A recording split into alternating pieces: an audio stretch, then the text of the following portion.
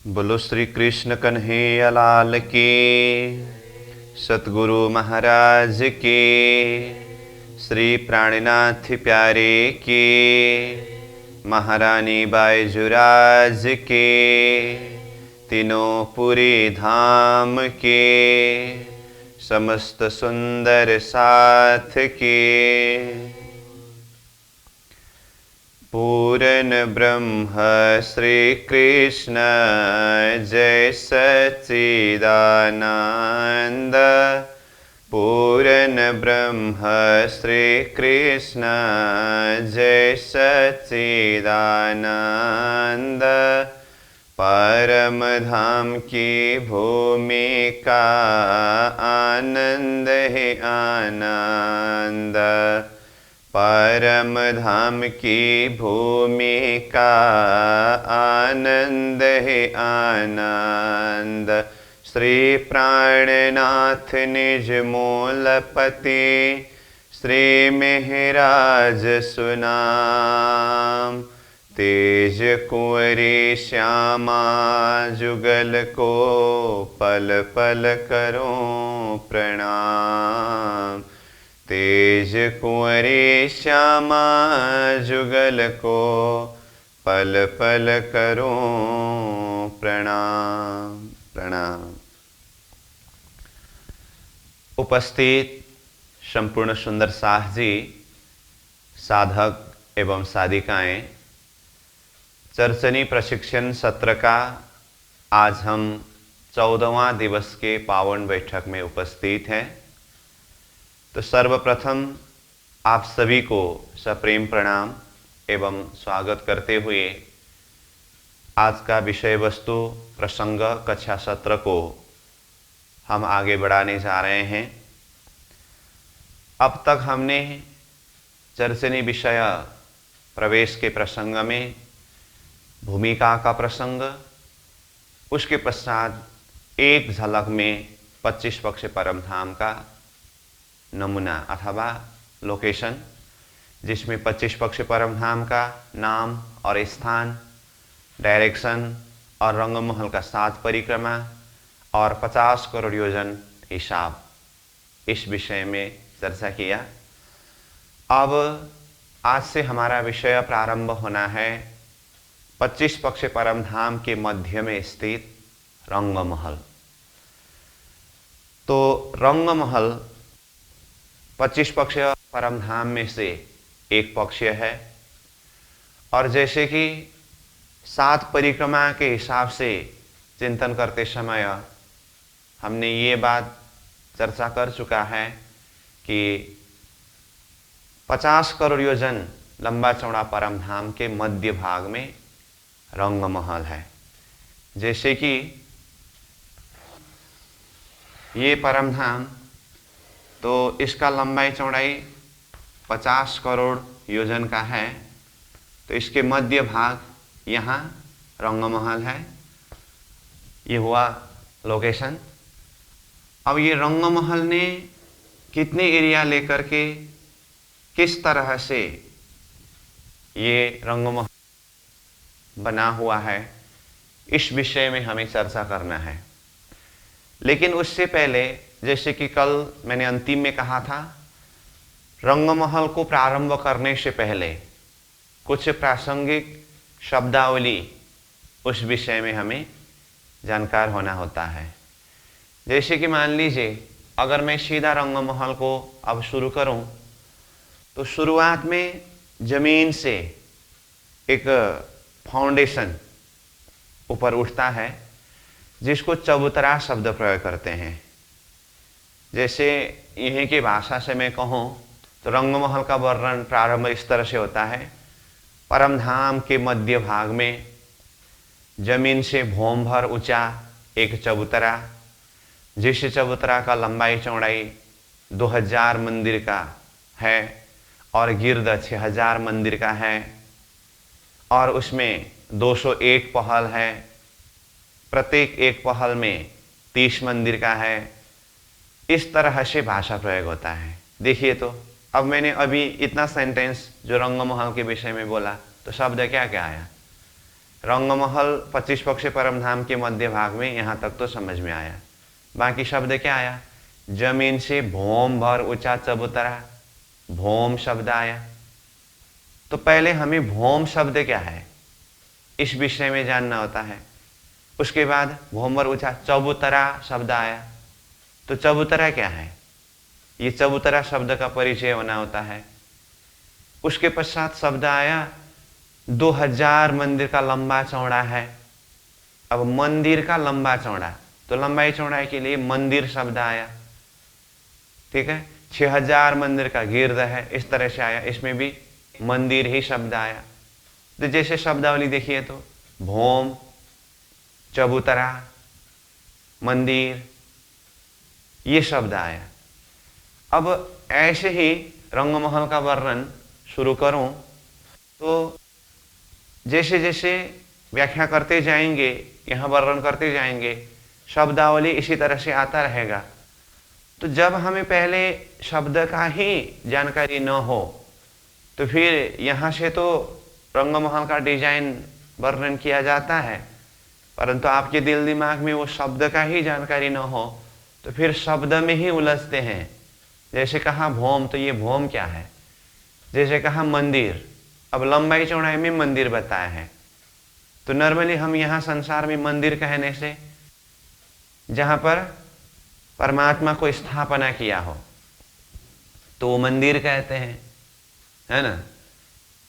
तो जिसमें बाहर से देखने से भी ऊपर गुम्मट कलश लगाया हुआ होता है तो देखने से ही मालूम पड़ता है मंदिर।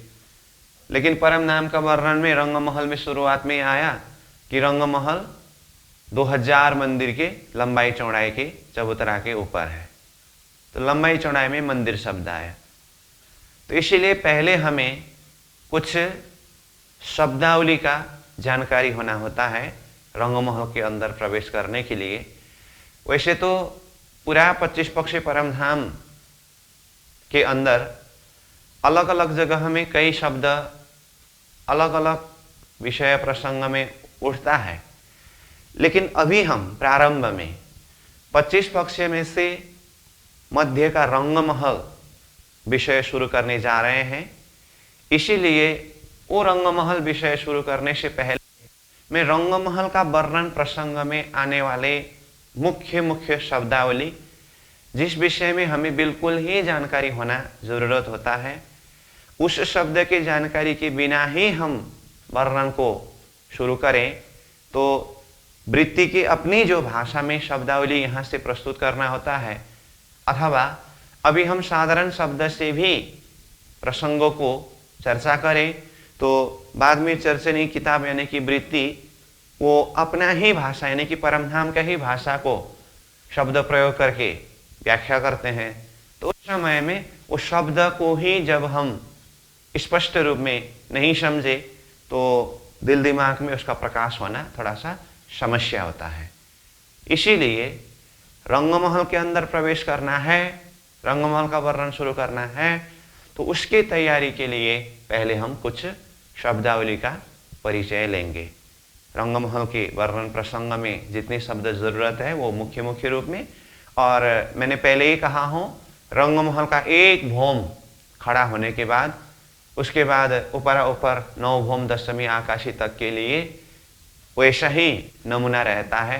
कुछ अंतर जो है वो भी समझ सकते हैं, और रंगमहल पूरा होने का मतलब पूरा 25 पक्ष का ही एक नमूना पूरा होना है। तो इसीलिए पूरा 25 पक्ष को समझने के लिए पहले रंगमहल को समझना होगा, और रंगमहल को पूरी तरह से समझने के लिए पहले प्रथम भौम को समझना होगा। और जितने भी शब्दावली और डिजाइन का जो एक ढंग, ये सारा प्रथम भौम खड़ा करते करते तक में हमें जानकारी होता है। इसलिए तब तक शब्दावली भी कुछ नया आएगा, और हर डिजाइन जो भी पकड़ना है समझना है वो भी अब शुरुआती प्रसंग में नया लगता है, इसीलिए मेहनत करना पड़ेगा। तो उसके लिए मैंने पहले ही कहा हूँ, जब तक मैं यहाँ पर बोर्ड में नक्शा बनाऊंगा, उसका व्याख्या करूंगा, एकदम ध्यान दे करके आप श्रवण करिए। उसमें से कुछ पॉइंट अब नोट करने का हो तो नोट कर सकते हैं पॉइंट में जो नोट करने वाली चीज़, लेकिन नक्शा बना करके जो बात नोट करना है, समझना है, पकड़ना है, वो मैं यहाँ जब वर्णन करता रहूँगा उस समय में आप अपने नोट में नहीं लिखेंगे। उसका कारण मैंने बताया हूँ कि यहाँ व्याख्या होता रहेगा और आपका ध्यान अपने नोट की तरफ चला जाएगा, तो फिर इधर का डिजाइन किस तरह से बना वो छूट जाता है। ठीक है, तो हर एक चीज़ को किस तरह से वो डिजाइन बना है, किस तरह से दिल दिमाग में बिठा सकते हैं, उसी के लिए ही हम यहाँ बोर्ड से एक एक नक्शा बना बना करके प्रस्तुत करने का ये प्रयास कर रहे हैं। नहीं तो जैसे मैंने पहले ही कहा, अब रेडीमेड नक्शा है ही और इलेक्ट्रॉनिक ज़माना है, तो प्रोजेक्टर के द्वारा फटाफट स्क्रीन में दिखा करके आपको आगे बढ़ा सकते थे, परंतु हर एक चीज़ अपने दिल दिमाग में नक्शा उतारने के लिए वो किस तरह से बना है उसके लिए यहीं पर प्रैक्टिकल करके देखना होता है। ये है आगे विषय वस्तु प्रस्तुत होने के प्रसंग में, लेकिन मैंने उसके लिए पहले कहा कुछ शब्दावली के विषय में हमें जानकारी होना होता है। ठीक है, अब मैं कुछ शब्द यहाँ पर नोट कराऊंगा। पहले खाली सीधा सीधा शब्द जो रंगमहल का वर्णन प्रसंग में आने वाले शब्द है, तो वो शब्द नोट होने के पश्चात फिर उसके विषय में कोई ऐसा कठिन शब्द जैसा हो तो उसका अर्थ क्या है ये भी हम सलफल करेंगे, और शब्द कठिन न हो तो भी वो टेक्निकल शब्द याद होना होता है, क्योंकि हम यहाँ के शब्द के हिसाब से भाषा प्रयोग कर शब्द प्रयोग करके परमधाम का वर्णन नहीं कर सकते हैं। इसलिए पहले ही हमने चौपाई के द्वारा कहा कि कलाम कहो अर्षा जिम के श्री महामत बैठे इन ठौर, अथवा परमधाम के हिसाब करने के लिए गिनती शोभी अर्ष की। तो ये सारा भूमिका में हमने चौपाई के द्वारा ही चिंतन किया है। इसीलिए परमधाम का ही टेक्निकल भाषा शब्दावली चाहिए, तो उस नज़र रखते हुए अब हम कुछ शब्द परिचय की तरफ जा रहे हैं। जैसे देखिए, अभी मैंने शुरुआत में कहा कि परमधाम के मध्य भाग में रंगमहल बनना है, और रंगमहल के लिए पहले फाउंडेशन चबूतरा उठना है। तो शब्द आया शुरुआत में ही चबूतरा। देखिए तो जमीन से भौम भर ऊंचा चबूतरा, तो इस तरह से ये शब्द आया ना। तो पहला ही शब्द आया जैसे भौम, ठीक है, और दूसरा शब्द क्या आया, चबूतरा, ठीक है। और उसके बाद ये चबूतरा का लंबाई चौड़ाई करके बताया तो 2000 मंदिर का लंबा, 2000 मंदिर का चौड़ा। अब संख्या तो अलग अलग जगह में अलग अलग संख्या आता है, वो संख्या तो समझ सकते हैं, लेकिन यहाँ पर शब्द आया मंदिर, 2000 मंदिर का लंबाई चौड़ाई करके इस तरह से शब्द आता है। इसलिए हमें जरूरत होता है शब्द जानने के लिए कि मंदिर क्या है। ठीक है, अब बाकी जो शब्द आने वाला है मैं पहले जैसे कि कहा फटाफट शब्द को यहाँ पर लिख देता हूँ, फिर इस विषय में जो परिचय लेना है अथवा अर्थ करना है वो हम करेंगे। तो मंदिर के बाद और शब्द आता है कोश करके, ऐसे शब्द आता है हाथ, ठीक है। अब एक के साथ में दूसरा प्रसंग में जुड़ जाता है कई बार, इसलिए वो शब्द भी जोड़ते जाएंगे। जैसे भौम शब्द आया एक, तो उसमें चांदनी ये शब्द आता है, चांदनी शब्द, ठीक है। और उसके बाद चौक शब्द भी आता है, ठीक है। अब उसके बाद सीढ़ी, सीढ़ी के साथ में चांदा, परकोटे,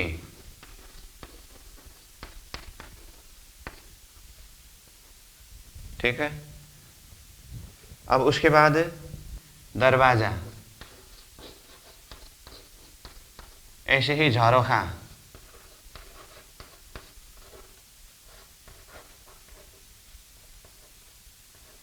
ये शब्द आता है। फिर मेहराब,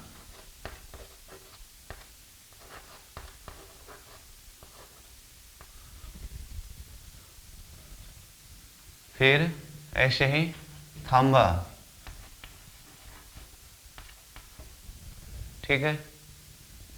अब ऐसे ही गली,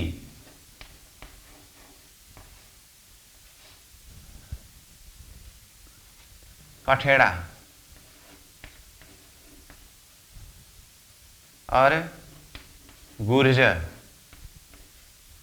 और रोष,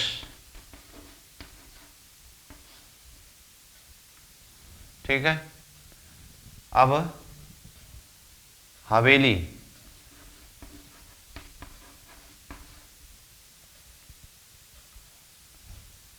ठीक है। अब उसमें भी अब देखें, चौरस शब्द आता है, गोल शब्द आता है,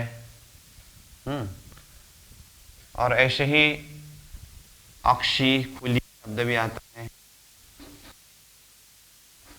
अक्षी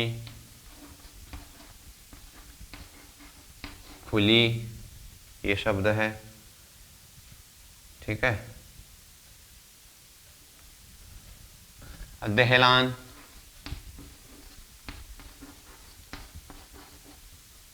ये शब्द आया। उसके बाद बगीचा, ये शब्द आता है। फिर चहे बच्चा,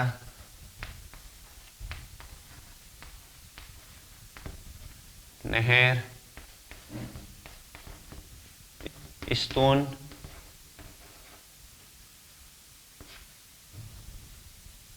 अब ऐसे ही और देखें,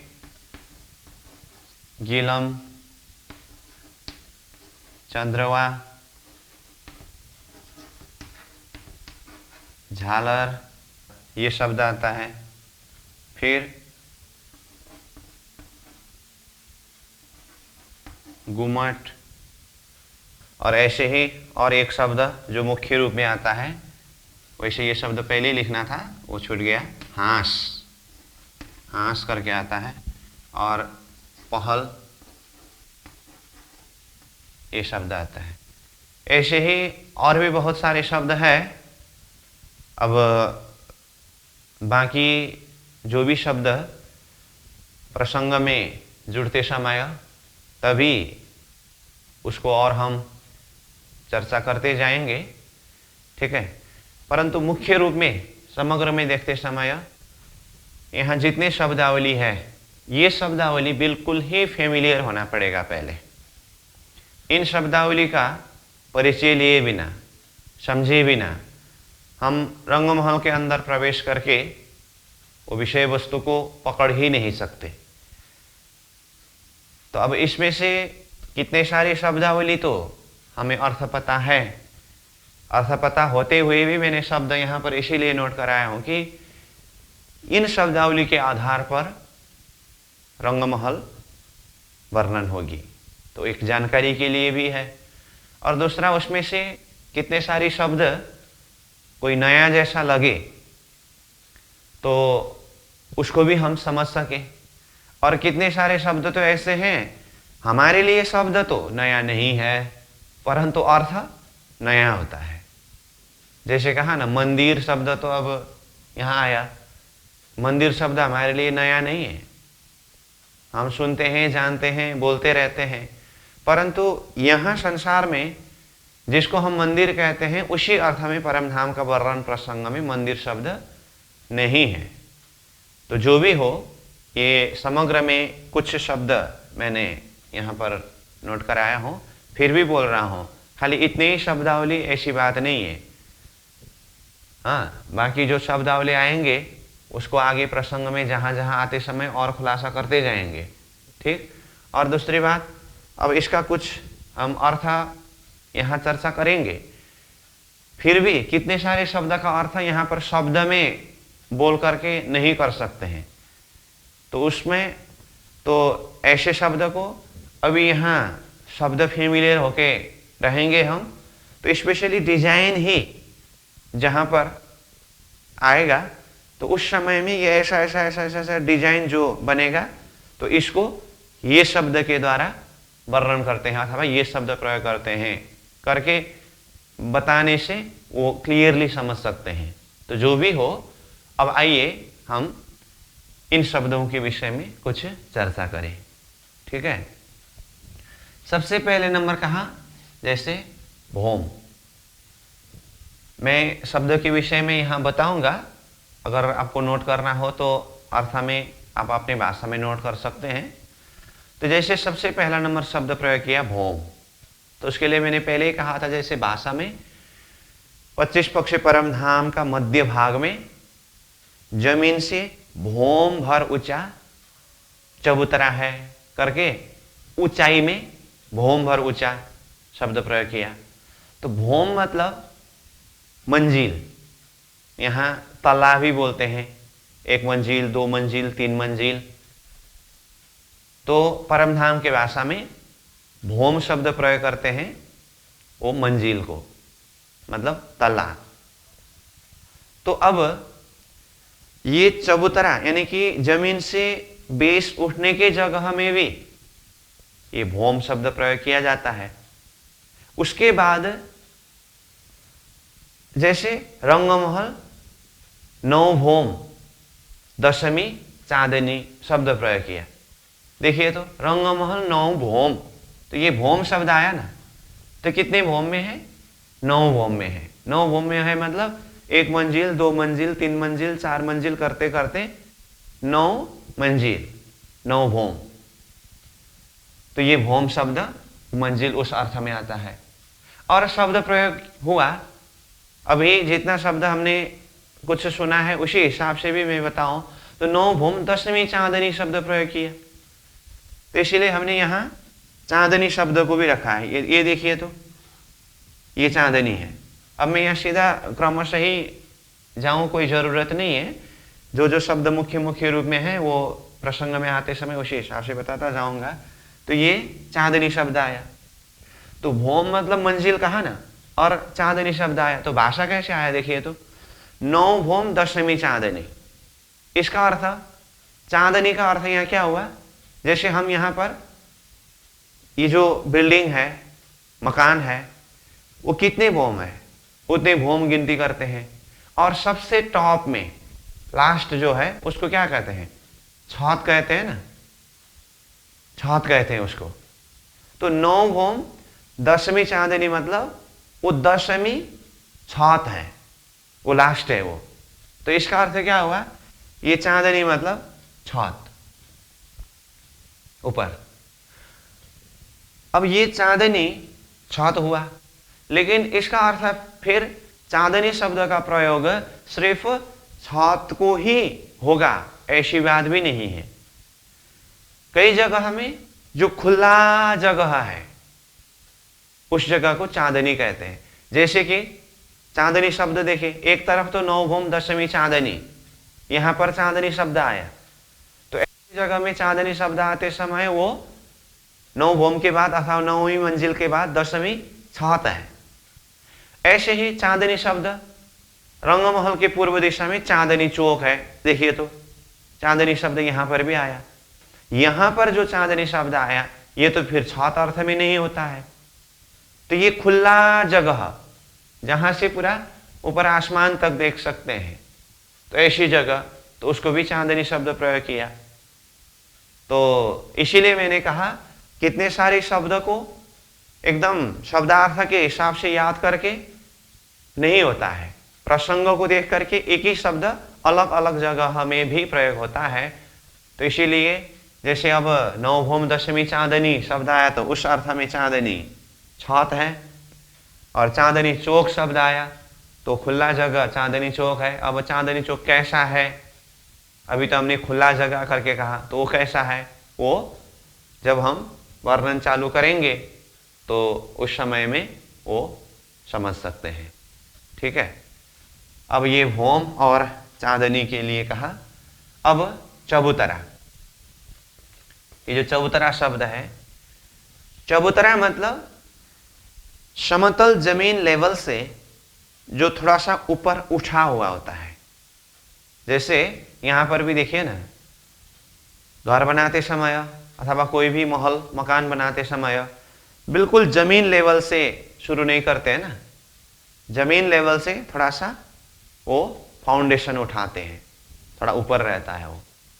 तो ऐसे ही रंगमहल को खड़ा करने के लिए पहले शुरुआत में बिल्कुल परमधाम की जमीन लेवल से एक कंक्रीट फाउंडेशन बोलूं तो जमीन से थोड़ा सा ऊपर उठाया है, तो परमधाम की भाषा में उसको चबूतरा कहते हैं। चबूतरा मतलब जैसे प्लेन जमीन हुआ, उसमें थोड़ा सा ऊपर उठा है सब तरफ से, तो उसको चबूतरा कहते हैं। तो ये तो हुआ चबूतरा शब्द, जमीन के लेवल से ऊपर उठा हुआ। अब इसी में मैं अभी थोड़ा बता के रखता हूं ऊंचाई के हिसाब से। अब सब चबूतरा एक ही ऊंचाई में उठे ऐसा नहीं होता है।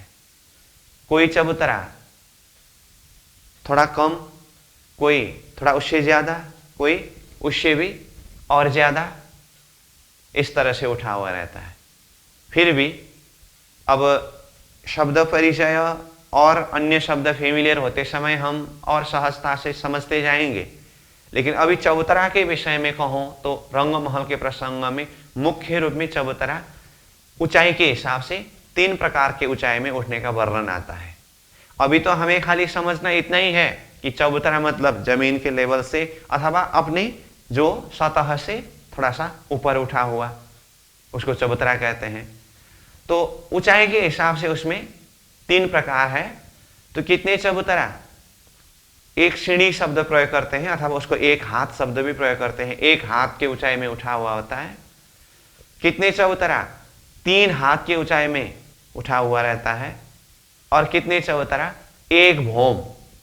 अब 1 भौम में कितना एरिया होता है ये भी हम चर्चा करेंगे, लेकिन अभी मैं चबूतरा के ऊंचाई के हिसाब से बोल रहा हूं।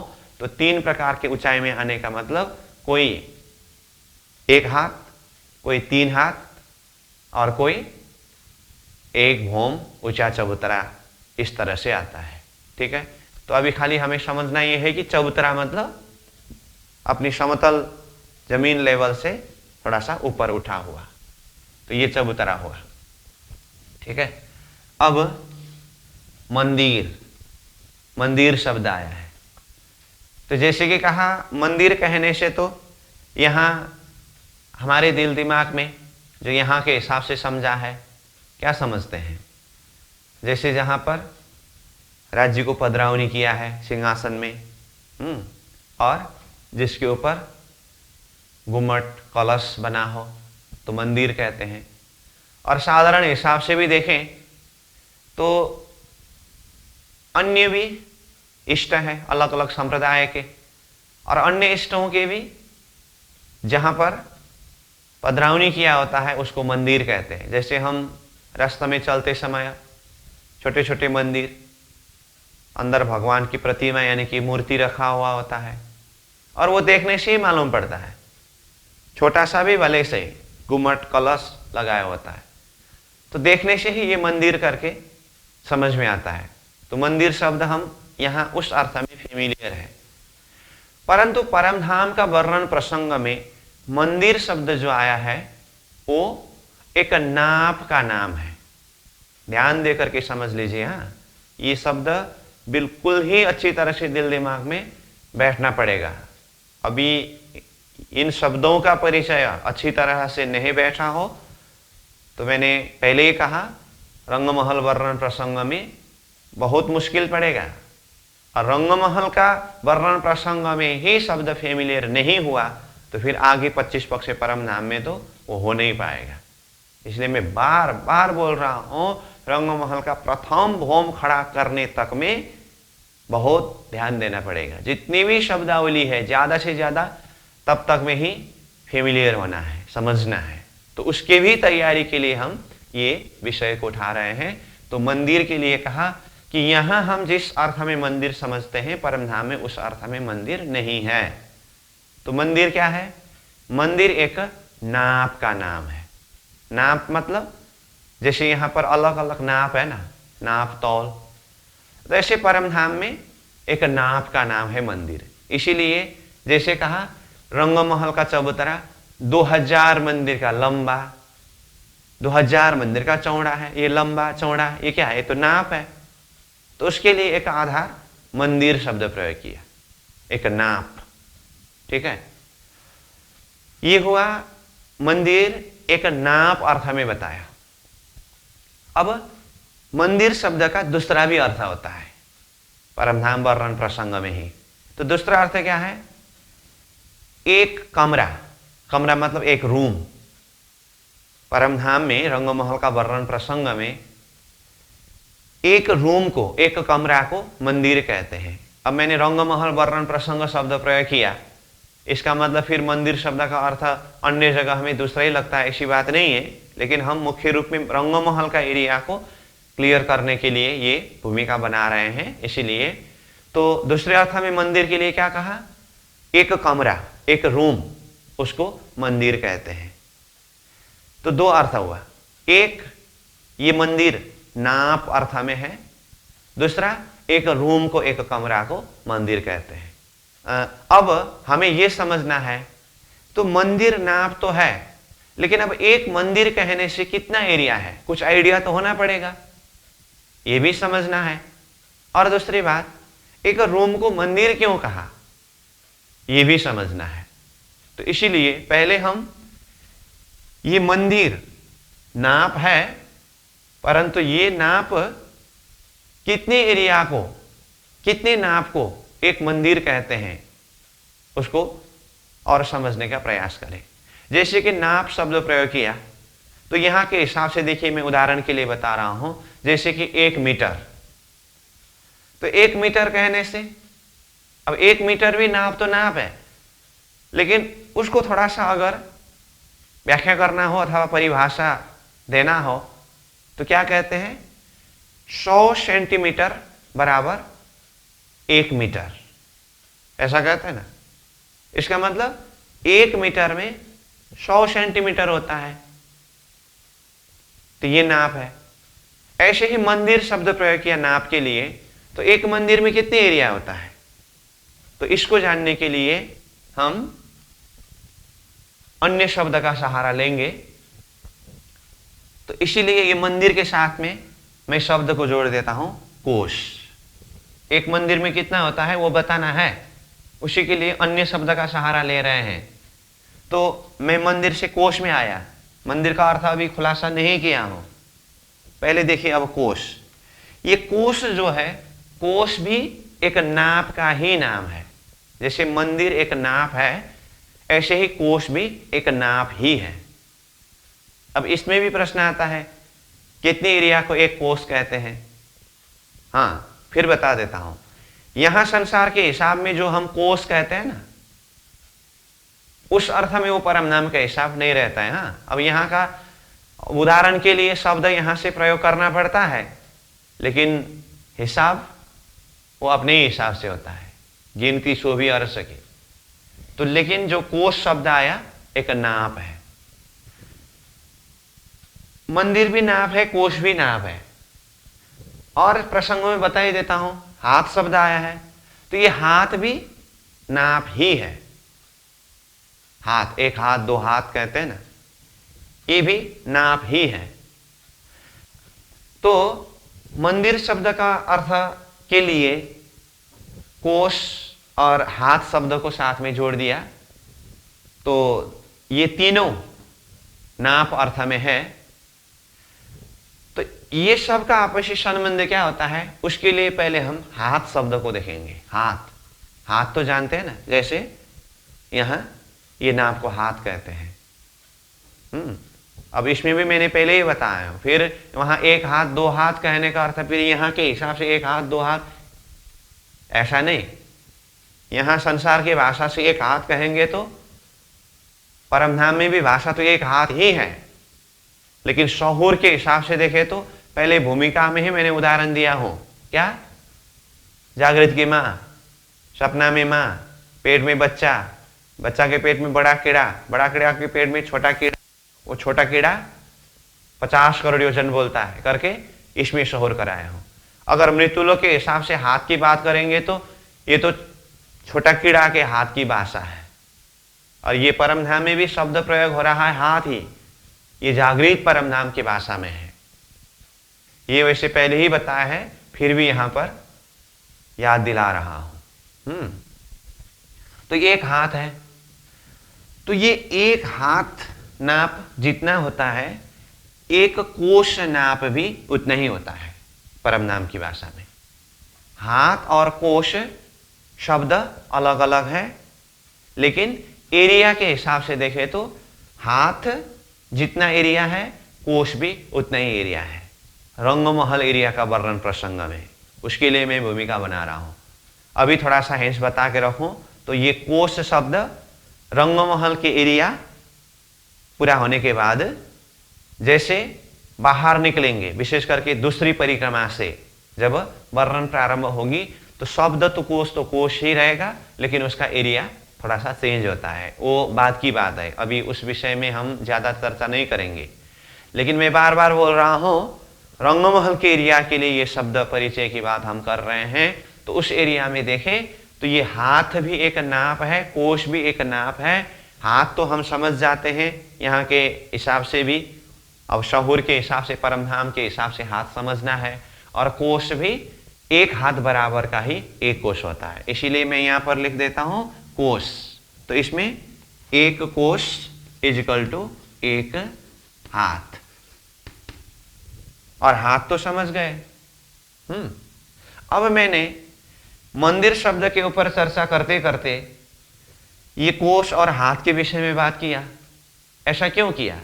इसीलिए कि ये मंदिर को समझने के लिए हमें पहले हाथ अथवा कोश को समझना जरूरत होता है। क्यों? तो हमने कहा कि एक मंदिर बराबर का एरिया कितना होता है। तो अब उसके लिए कह रहा हूं कि जैसे हमने हाथ का एरिया समझा, कोश का एरिया समझा, तो एक मंदिर बराबर 100 कोश होता है। 100 कोश अथवा 100 कोश कहना ही 100 हाथ है, क्योंकि हाथ और कोश तो बराबर है। ठीक है, तो एक मंदिर बराबर 100 कोश अथवा 100 हाथ।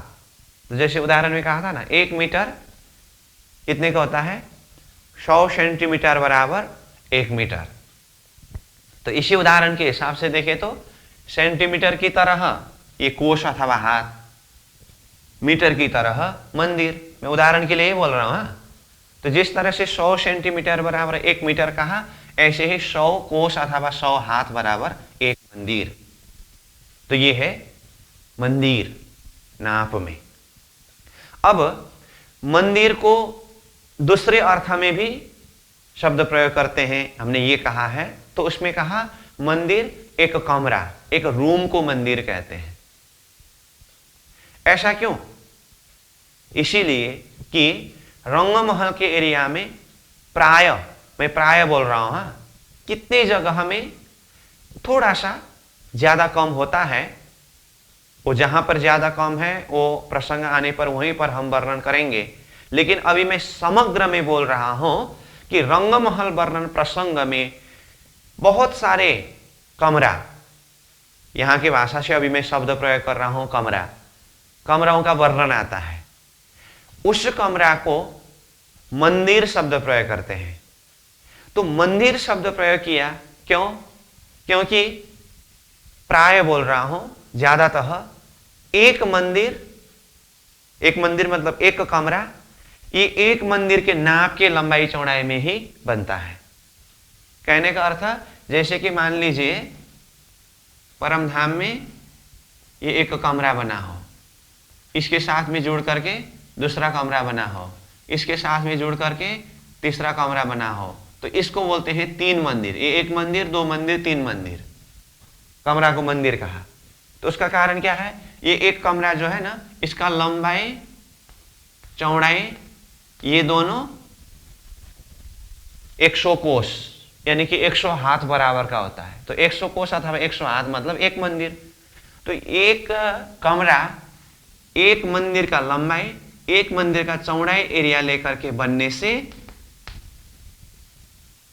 उस कमरा को मंदिर शब्द के हिसाब से ही बताया है। तो जैसे इसमें देखें तो ये एक मंदिर, दो मंदिर, तीन मंदिर, ऐसे एक खाली मैं नमूना बता रहा हूं। ठीक, अब सार रूप में बताओ तो मंदिर शब्द प्रयोग हुआ तो मंदिर शब्द को दो अर्थ में समझना पड़ेगा। एक तो मंदिर मतलब एक नाप है और दूसरे अर्थ में मंदिर मतलब एक कमरा है। अब इतना समझने के बाद आगे शब्द आते समय अपने आप क्लियर होता जाएगा। ठीक है, तो हमने क्या क्या शब्द को जान लिया। भौम कहा, चबूतरा कहा, मंदिर भी हुआ, कोष भी हुआ, हाथ भी हुआ एक साथ में। ठीक है, अब चांदनी, चांदनी भी पहले ही बताया। अब हम चलते हैं चौक में।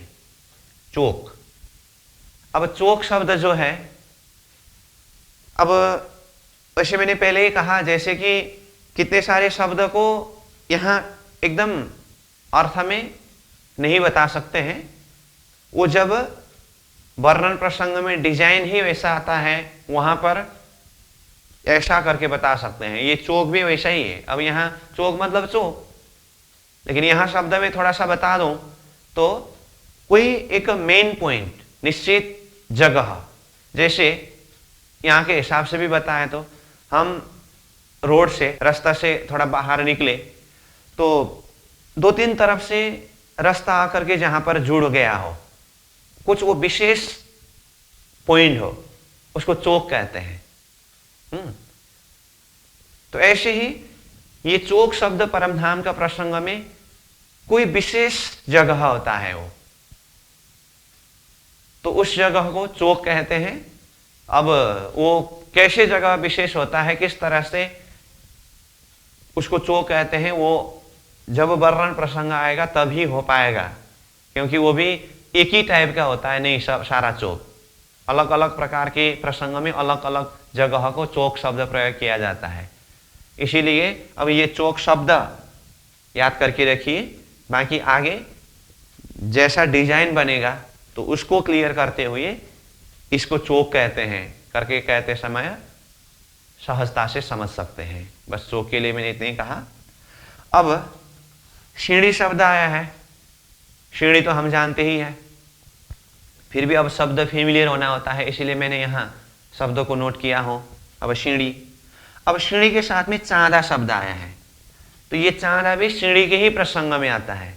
और साथ में परकोटे शब्द आया है, ये परकोटे भी सीढ़ी संबंधी ही शब्द है।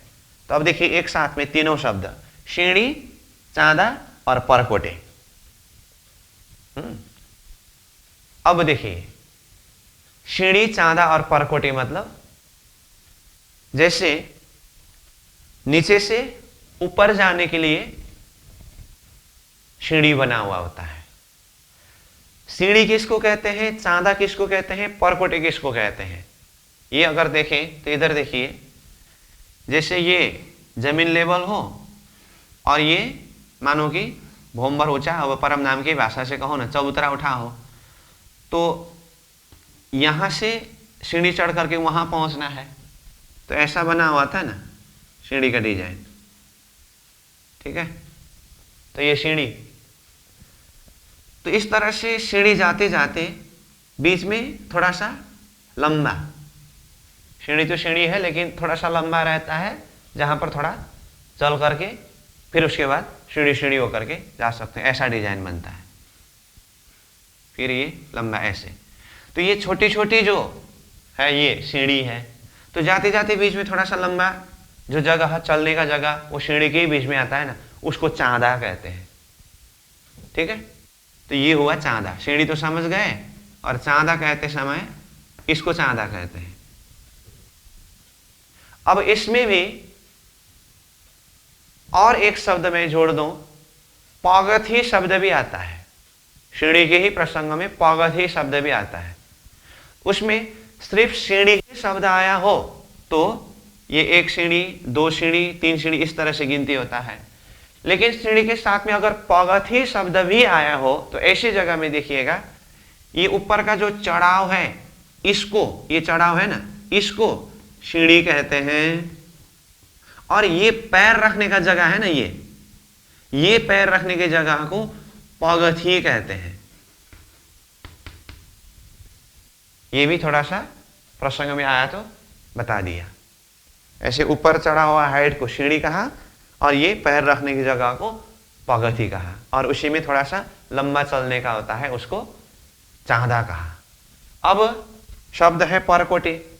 परकोटे मतलब जैसे सीढ़ी के दोनों साइड में दीवार होता है, कई जगह में दीवार होता है, कई जगह में वो रेलिंग होता है, तो प्राय वो दीवार उसको परकोटे कहते हैं।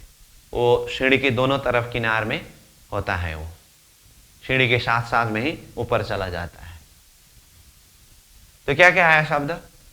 सीढ़ी हुआ, चांदा हुआ, और सीढ़ी के साथ में पगथी शब्द भी आया है, और परकोटे मतलब साइड का वो दीवार है। परकोटे भी हुआ। अब दरवाजा। दरवाजा तो समझते ही है, दरवाजा मतलब दरवाजा, फिर भी वो शब्द फेमिलियर होना होता है, इसीलिए यहां पर नोट कराया हूं। और झरोखा। झरोखा, अब वैसे झरोखा जानते हैं, फिर भी थोड़ा सा बता के रखूं तो झरोखा को साधारण हिसाब से बताते समय यहाँ के भाषा से अगर समझने के लिए कहूँ तो जैसे दरवाजा मतलब दरवाजा हुआ, तो झरोखा मतलब खिड़की, खिड़की है ना, तो झरोखा मतलब खिड़की। परंतु अब यहाँ झरोखा मतलब खिड़की कहा, तो फिर यहाँ जैसे खिड़की हम देखते हैं अथवा यहाँ बनाते हैं, सिर्फ इतना साधारण शोभा नहीं होता है। वो खिड़की तो यहाँ से एक अर्थ समझने के लिए बताया है, लेकिन वो झरोखा बहुत ही सुंदर एक डिजाइन, एक सुंदर शोभा बना हुआ रहता है। जैसे उसमें झरोखा, खिड़की तो खिड़की है, दरवाजा जैसे ही छोटा बाहर निकलने का होता है ना, उसके बाद थोड़ा बाहर पैसेज निकल करके किनारा में रेलिंग लगा हुआ होता है, और उसके ऊपर भी छत आया होता है, और जहां बैठ करके बाहर के दृश्य को देख सकते हैं। बड़े बड़े महलों में ऐसा होता है। जैसे वित्त का प्रसंग में आता है ना, 12 मोमिन औरंगजेब बादशाह से मिलने गए, तो ऊपर झरोखा से, ऊपर चबूतरा के ऊपर करके, तो ऊपर झरोखा से देखा। ऐसे दरबार में, महलों में झरोखा की शोभा वर्णन होता है। तो फिर भी साधारण हिसाब से अभी के लिए खिड़की करके इतना समझ के रखें, तो भी आगे जैसे झरोखा का डिजाइन बनेगा तो उस समय में हम इसको और क्लियरली समझ सकते हैं। झरोखा हुआ। अब मेहराब। मेहराब शब्द जो है दो अर्थ में आता है। मेहराब का प्रयोग अलग अलग जगह में दो अर्थ में मेहराब शब्द का प्रयोग होता है। तो इसीलिए मैं ये मेहराब शब्द को बताने से पहले थंब शब्द को बताता हूं, क्योंकि ये मेहराब को समझने के लिए पहले थंब को समझना होता है। तो ये थंब, थंब तो थंब समझते हैं, पिलर कहते हैं यहां। जैसे घर बनाते समय पहले क्या उठाते हैं? पिलर उठाते हैं, वो थंब। थंब समझ गए। अब उसके बाद फिर आइए मेहराब। तो मेहराब शब्द के लिए मैंने कहा दो अर्थ में होता है करके। तो थंब के साथ में मेहराब का वर्णन आता है। तो देखिए, उसको मैं थोड़ा सा नक्शा बना करके बता दूं। मानो कि ये थंब हो, ये थंब हो, तो ये जमीन लेवल हो, तो जैसे ये थंब खड़ा हुआ, तो ये थंब से ये थंब के बीच में ऐसे जो डिजाइन बनता है,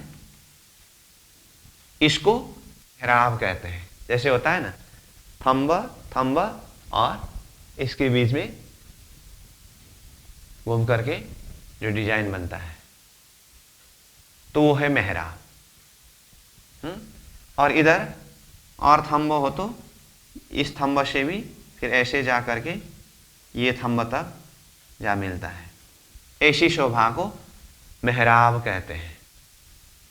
ये तो आप प्राय कहीं पर भी देख सकते हैं, थंब के साथ में वो मेहराब का डिजाइन। तो ये एक अर्थ में मेहराब है। और मेहराब दूसरे अर्थ में, ये दरवाजा है ना, दरवाजा को भी मेहराब कहते हैं। ठीक है, तो बाद में ये तर्जनी वृत्ति में शब्द थंब के ऊपर आया हुआ वो आर्च, उसको भी मेहराब करके वर्णन किया है। और कई जगह में ये दरवाजा को दरवाजा शब्द ही प्रयोग किया है, और कई जगह में ये दरवाजा को भी मेहराब शब्द प्रयोग किया है। इसीलिए मेहराब शब्द आते समय भी ये दरवाजा अर्थ में है या थंब के साथ में लगा हुआ मेहराब अर्थ में है, ये समझना होता है। लेकिन वो वर्णन प्रसंग में आते आते वो देखने से ही मालूम पड़ेगा कि ये दरवाजा के लिए मेहराब शब्द आया है या थंब के ऊपर लगा हुआ जो डिजाइन उसके लिए मेहराब शब्द आया है, वो समझ सकते हैं। लेकिन अभी के लिए शब्द इतना समझ के रखिए, मेहराब मतलब दोनों अर्थ में इस हिसाब से आता है। ठीक है, अब मेहराब हुआ, थंब हुआ। अब यहां शब्द तो गली आया है, परंतु यहां नीचे देखिए तो यहां अक्षी और खुली शब्द यहां लिख दिया हो, क्योंकि ये थंब मेहराब के साथ में ही प्रसंग में आता है। इसीलिए मैं पहले ये अक्षी खुली शब्द को बताता हूं। तो अक्षी क्या है, खुली क्या है? तो प्राय ये अक्षी खुली थंब और मेहराब का वर्णन प्रसंग में ही शब्द आता है। तो इसीलिए मैंने यहाँ नीचे लिखा हुआ है, फिर भी पहले ला रहा हूं। तो पहले तो हम समझे खुली। खुली मतलब थंब है, वो थंब खुली है। खुली मतलब वो स्वतंत्र है, किसी ने उसको टच नहीं किया है। जैसे एक हॉल में, बड़ा सा हॉल में बीच बीच में वो पिलर लगाते हैं ना, थंब, वो अपने आप में स्वतंत्र है। ऐसे स्वतंत्र थंब को खुली कहते हैं, खुली थंब कहते हैं। और मेहराब भी खुली मेहराब होता है। जैसे ये थंब है, ये थंब है, ये थंब भी खुली, ये थंब भी खुली, तो इसके ऊपर जो मेहराब का डिजाइन बनता है वो भी खुली है, स्वतंत्र। ये हुआ खुली। और एक अक्षी शब्द आया। अक्षी मतलब दीवार के साथ में ही जुड़ करके बना हुआ।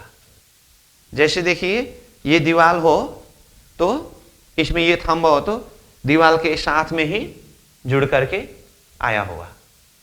जैसे कमरा में चारों कोण में जो पिलर होता है वो दीवार के साथ में ही जुड़ करके आया होता है। तो दीवार के साथ में लगा हुआ जो है उसको अक्षी कहते हैं। अक्षी डिजाइन दिखाई देता है लेकिन वो अलग नहीं है। तो जैसे देखिए ये दीवार हो और यहां पर थंब अक्षी आया हो और यहां पर भी थंब अक्षी आया हो, तो यहां ऊपर जो मेहराब का डिजाइन बनता है वो मेहराब भी अक्षी आता है। इसलिए अक्षी और खुली शब्द अक्षी थंब, खुली थंब, अक्षी मेहराब, खुली मेहराब, इस अर्थ में आता है। तो समग्र में समझे तो अक्षी मतलब दीवार के साथ में अक्ष मतलब जुड़ा हुआ, खुली मतलब वो स्वतंत्र, ऐसे। ठीक है, तो ये अक्षी और खुली भी हुआ। उसके बाद ऊपर से आइए अपना प्रसंग से, गली। गली मतलब चलने का रास्ता। गली मतलब रास्ता है। अब इसका अर्थ फिर बिल्कुल छोटा छोटा होता है ऐसा नहीं, बड़ा बड़ा ही होता है। और रास्ता के ही प्रसंग में आया तो और भी एक शब्द बता देता हूं। ये नीचे है, ये रोष। ये रोष है ना, ये रोष भी रास्ता है। गली भी चलने का रास्ता है, रोष भी रास्ता है, दोनों का अर्थ एक ही है। अब अभी हम रोष रास्ता, गली रास्ता, इतना ही अर्थ समझ के रखेंगे। जब रंगमहल का वर्णन प्रसंग आते समय जहां पर यह शब्द प्रयोग करने का जगह आता है वहीं पर शब्द को प्रयोग करके हम क्लियरली समझ सकते हैं कि कैसे रास्ता को रोष शब्द प्रयोग किया है और कैसे रास्ता को गली शब्द प्रयोग किया है। तो अभी के लिए गली और रोष दोनों शब्द रास्ता अर्थ में है, इतना समझ के रखें। ठीक, अब कठेड़ा। कठेड़ा मतलब रेलिंग। रेलिंग तो समझते हैं, तो कठेड़ा कहते हैं परम नाम की भाषा में। और शब्द आया गुर्ज। तो ये गुर्ज जो है, अब गुर्ज को समझने के लिए उससे पहले, जैसे मैंने पहले ही कहा था, ये हांस शब्द थोड़ा पहले ही आना चाहिए था, ये लास्ट में आया है, फिर भी मैं यहां से ले रहा हूं। ये पहले हम समझेंगे हांस, उसके बाद हांस के साथ में संबंध होता है गुर्ज का। तो हांस मतलब, दूसरा भी शब्द यहीं पर लिखा है पहल। हांस और पहल एक ही है। तो ये पहल शब्द ये जानकारी के लिए लिखा हो, तो हांस का अर्थ करने के लिए हांस और पहल एक ही है। तो जैसे देखिए,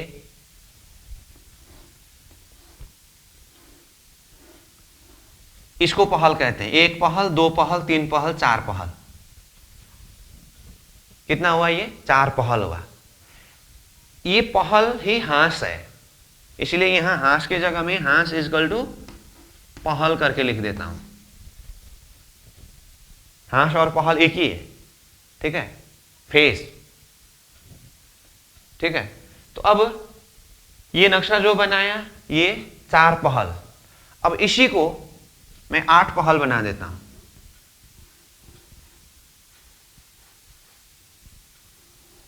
देखिए, अब ये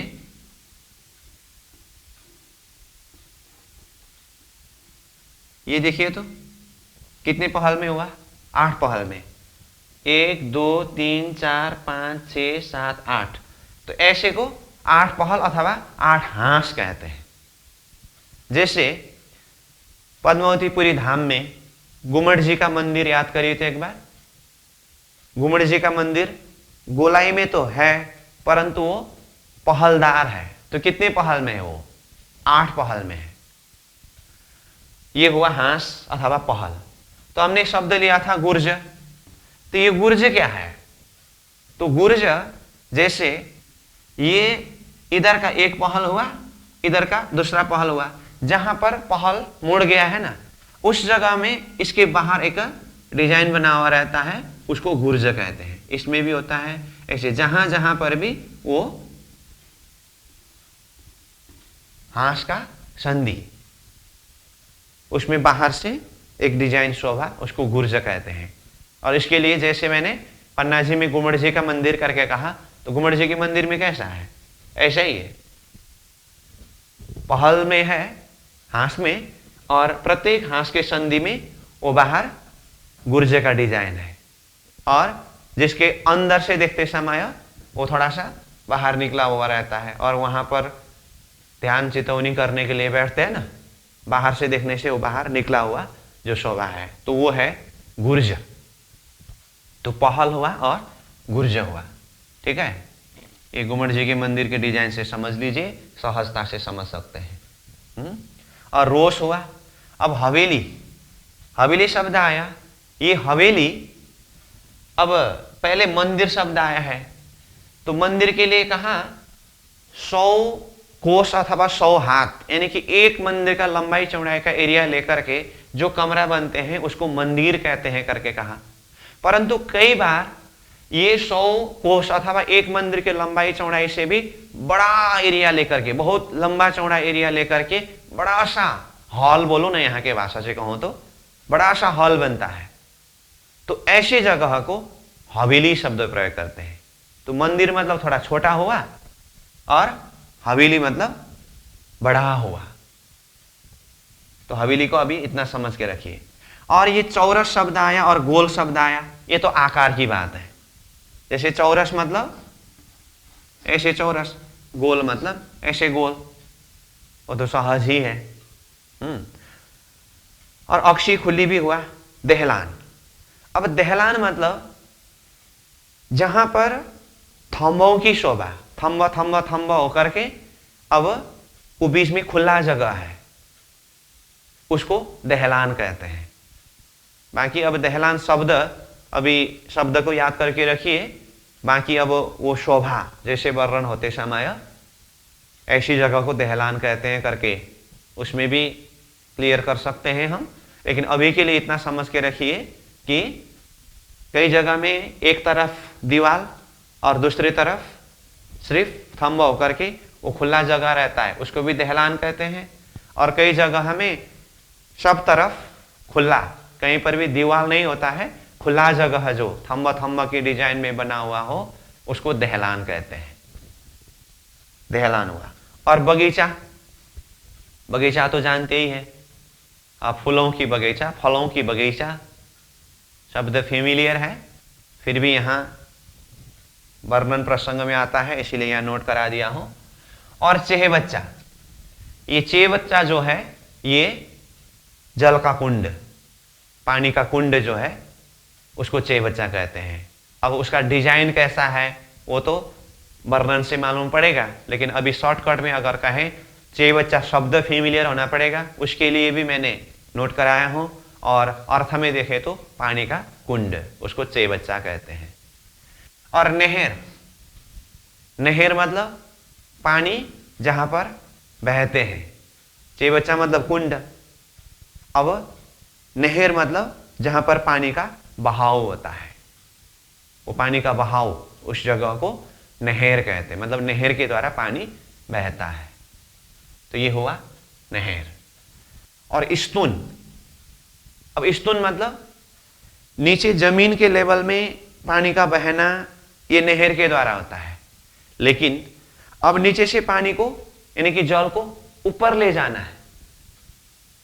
जैसे कि अब रंगमहल, नवभूम, दशमी, चांदनी कहा, तो नीचे जमीन से जल को ऊपर चांदनी में ले जाने का वर्णन प्रसंग आता है।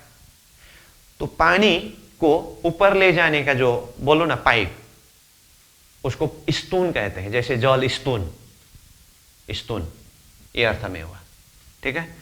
और गीलम, गीलम मतलब गलीचा, जैसे मूल मिलाव का वर्णन प्रसंग में गलीचा का वर्णन आता है, अन्य जगह में भी आता है, लेकिन अब शॉर्टकट में बताऊं तो उस हिसाब से मैं बोल रहा हूं। गीलम मतलब गलीचा, ये तो जानते ही है।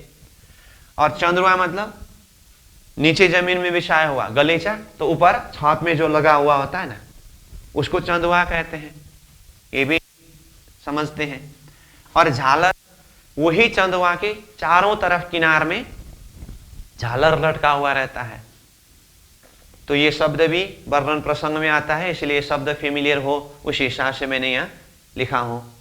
और गुमट शब्द आता है, तो गुमट मतलब जैसे कि ये हांस शब्द और यहाँ गुर्ज शब्द है, इसके लिए पद्मावतीपुरी धाम गुमट जी का मंदिर करके वहां से डिजाइन बताया हो ना। हांस मतलब पहल पहल पहल होकर के आया, हाँ। और गुर्ज मतलब वो दो पहल के संधि में बाहर से बना हुआ डिजाइन, ये हुआ गुर्ज।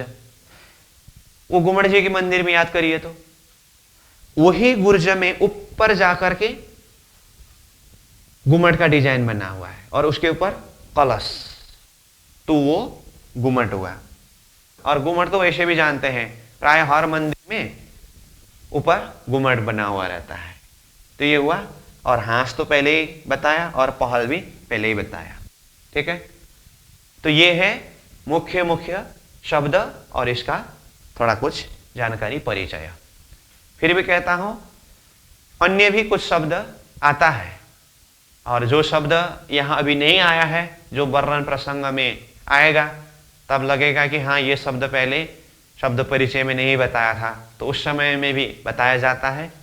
और अभी इतना जो शब्द यहाँ पर हमने कुछ चर्चा किया, सारे शब्द को एकदम से अभी ही यहाँ आकार खड़ा होने के हिसाब से अर्थ नहीं हुआ है, मैं जानता हूँ। उसके लिए कहा हूँ स्पेशली वर्णन होते समय जहाँ जैसा नमूना बनेगा वहाँ पर वो शब्द का प्रयोग करते समय सहजता से समझ सकते हैं। अभी सिर्फ आपको ये शब्द फेमिलियर होना पड़ेगा और मुख्य मुख्य शब्द का जो थोड़ा कुछ परिचय बताया है वो जानकारी होना पड़ेगा। जैसे कि मंदिर शब्द कहा, तो अब मंदिर शब्द आते ही हाँ मंदिर एक नाप है, 100 कोष अथवा 100 हाथ बराबर में एक मंदिर होता है, और इतने एरिया लंबाई चौड़ाई का एक कमरा बनने से एक कमरा को भी मंदिर कहते हैं। और ये वैसे ओवरऑल जानकारी के लिए बताया हूँ, और व्याख्या करते करते शब्द आते आते वैसे भी फेमिलियर तो होते जाएंगे, फिर भी अभी ये जो भी हुआ है इसको थोड़ा सा ध्यान देंगे, तो उसी के आधार पर अब हम कल से रंगमहल का वर्णन प्रारंभ करेंगे। उसी के लिए अब तक हम तैयारी कर रहे थे। इन्हीं तैयारी के साथ साथ में अब कल से रंगमहल प्रारंभ होगी। तो आज के लिए यहीं पर विश्राम करते हैं।